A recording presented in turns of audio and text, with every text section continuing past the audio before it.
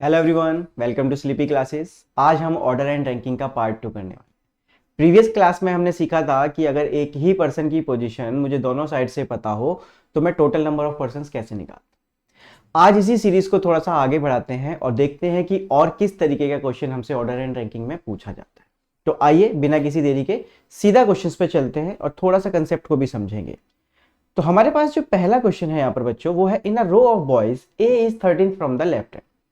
आप कहोगे कि ठीक है, A is 13 from the left hand, तो हम यहां से बना सकते हैं, right. And D is 17 from the right, और डी जो है वो 17 है राइट से। ठीक है, हमने बना लिया। ठीक है, इफ इन दिस रो, अगर इसी रो में ए इज 11 फ्रॉम द राइट, अब ए की पोजीशन 11 है राइट से, तो इसका मतलब है कि यहां पर ए की जो पोजीशन है वो 11 भी है, राइट। तो ए की पोजीशन मुझे लेफ्ट से 13 पता है और राइट से 11 पता है। आगे कह रहे हैं then what is the position of D from the left hand. अगर मुझे डी की पोजीशन लेफ्ट हैंड से निकालनी है तो मुझे सबसे पहले टोटल नंबर ऑफ पर्संस पता होना चाहिए, राइट। अगर मुझे टोटल नंबर ऑफ पर्संस पता चल जाएंगे तो मैं डी की पोजीशन को निकाल सकता हूं। अब टोटल नंबर ऑफ पर्संस मुझे कैसे पता चलेंगे कि ए की पोजीशन मुझे लेफ्ट से भी पता है और राइट से भी पता है। तो जब भी ऐसा कुछ हो कि दोनों पोजीशंस मुझे एक पर्सन की दोनों साइड से पता है, तो हम क्या कर रहे थे अभी तक, 13 प्लस 11 माइनस 1, यही होने वाला है। तो 24 माइनस 1 इज इक्वल टू 23। सो जो टोटल नंबर ऑफ पर्सन है वो है 23। बट अब हमसे जो क्वेश्चन पूछा गया है वो पूछा गया है कि डी की वैल्यू क्या होगी लेफ्ट से।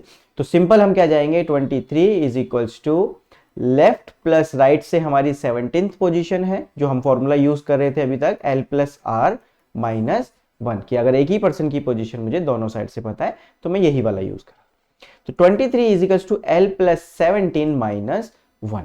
तो ये हमारी जो वैल्यू बचेगी वो 16 बचेगी। तो एल से जो हमारी वैल्यू बन जाएगी वो बन जाएगी 23 माइनस 16। सो लेफ्ट से जो हमारी वैल्यू होगी वो हो जाएगी 7। तो D is 7th from the left hand. So option number B is the correct answer. Clear? चलिए नेक्स्ट क्वेश्चन देखते हैं। अब यहां पर जो क्वेश्चन है आप देख पा रहे होगे कि Rajan is 6th from the left hand, Rajan जो है वो 6th है लेफ्ट से, and Vinay is 10th from the right hand, and जो विनय है वो 10th है from the right hand in a row of boys. ठीक है, टोटल बॉयज ही हैं। If there are 8 boys between them, तो अगर इन दोनों के बीच में 8 बॉयज हैं, तो मतलब टोटल 8 पर्सन इन दोनों के बीच में है, then how many boys are there in the row, then how many boys are there in the row. तो आपको पता है यहां पर तो आपको जब कभी भी अगर ऐसा क्वेश्चन मिले कि दो पर्सन हैं, एक की लेफ्ट से पोजीशन पता है एक की राइट से पोजीशन पता है, तो उसमें आपको क्या करना है, total is equals to L plus R plus mid. तो आप ये कर दोगे, ठीक है। लेकिन यहां पर मैं एक आपको कंसेप्ट समझाता हूं, उस कंसेप्ट को ध्यान से समझना, ठीक है। अगर ऑप्शन में पूछा जाएगा तो है, अदरवाइज नहीं। तो देखो एक कंसेप्ट समझते हैं यहां पर, 1 2 3 4 5 6 7 8 9 एंड देन 10। तो 10 लोग हैं।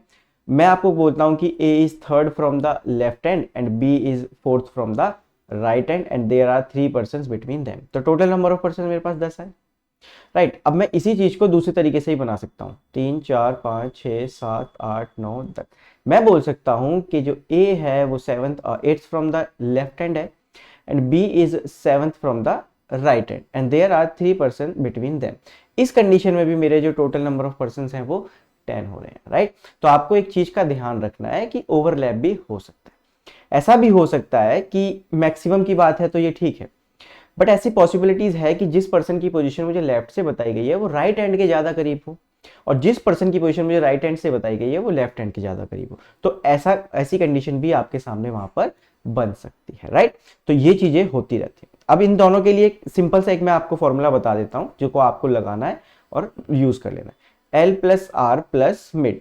आप इसको डायरेक्ट लगाओगे तो आप यहां पर मैक्सिमम नंबर ऑफ पर्सन निकाल सकते हो कि रो में मैक्सिमम कितने पर्सन हो सकते हैं। और अगर मिनिमम निकालना है, मिनिमम का मतलब जब आपका ओवरलैपिंग का केस होगा तो वहां पर मिनिमम नंबर ऑफ पर्सन निकलेंगे।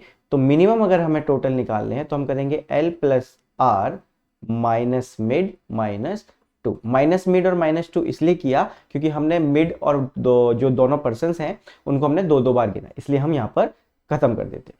अब देखो इस क्वेश्चन को देखते हैं, Vinay is 10th from the right, right नहीं, यस हाँ, Rajan is 6th from the left. तो मैं टोटल नंबर ऑफ पर्सन निकालने हैं, तो 6 from the left plus and 10th from the right, ठीक है 10th यहाँ पर आ गया। प्लस में मैं क्या कर सकता हूँ यहाँ पर मिड, मिड मेरे पास कितने हैं 8 बॉयज हैं, अगर मैं यहाँ पर 8 मिड में प्लस कर देता हूँ तो मेरे पास टोटल कितना बनता है 24, जो कि मेरे पास टोटल मैक्सिमम वाला है कि 24। अगर मुझे मिनिमम वाले निकालने होते हैं यहाँ पर तो मैं क्या करता 6 + 10 - 8 - 2। अब ये वाला देखो क्या होगा कि 16 और यहाँ पर 10, 16 और 10, तो 16 और 10 में से गया तो 6 बचता है, राइट। 16 और 10 में से अगर जाएगा तो यहाँ पर टोटल नंबर ऑफ पर्सन 6 होंगे, जो कि पॉसिबल नहीं है। क्यों पॉसिबल नहीं है यहाँ पे समझते हैं। देखो Vinay is 10th from the right and, तो देखो अगर विनय 10th है, अगर मेरे पास टोटल नंबर ऑफ पर्सन ही 6 हैं, राइट 6 पर्सन है अगर, तो मैं विनय को 10th पे कहां से बिठाऊंगा, तो इसलिए इस वाले में मिनिमम की कंडीशन नहीं बन सकती।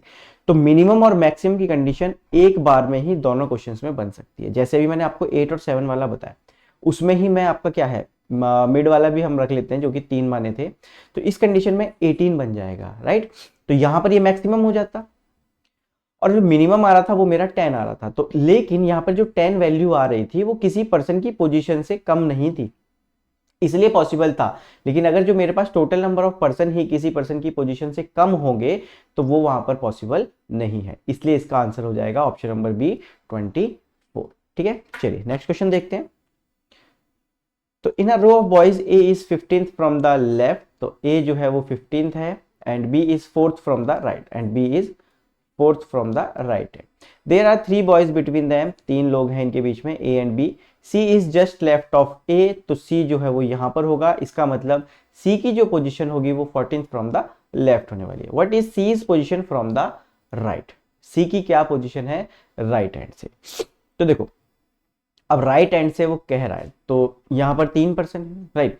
अब ऐसा हो सकता है कि ये 4th है, तो 4th के बाद 5th 6th 7th 8th और ये क्या हो जाएगा 9th हो जाएगा, राइट। तो इसकी पोजीशन 9th हो सकती है, राइट। तो option number A is the correct answer. आप डायरेक्टली यहां पर निकाल सकते हो कि 4th, ये 4th है हमारा, तो यहां पर 3 है, 5th 6th 7th 8th and then C is just left of A, तो इसकी पोजीशन 9th हो जाएगी, तो 9th फ्रॉम राइट ये हो जाएगा। तो मेरा आंसर हो जाएगा option number A 9th from the right. ठीक है, चलिए नेक्स्ट क्वेश्चन देखते हैं।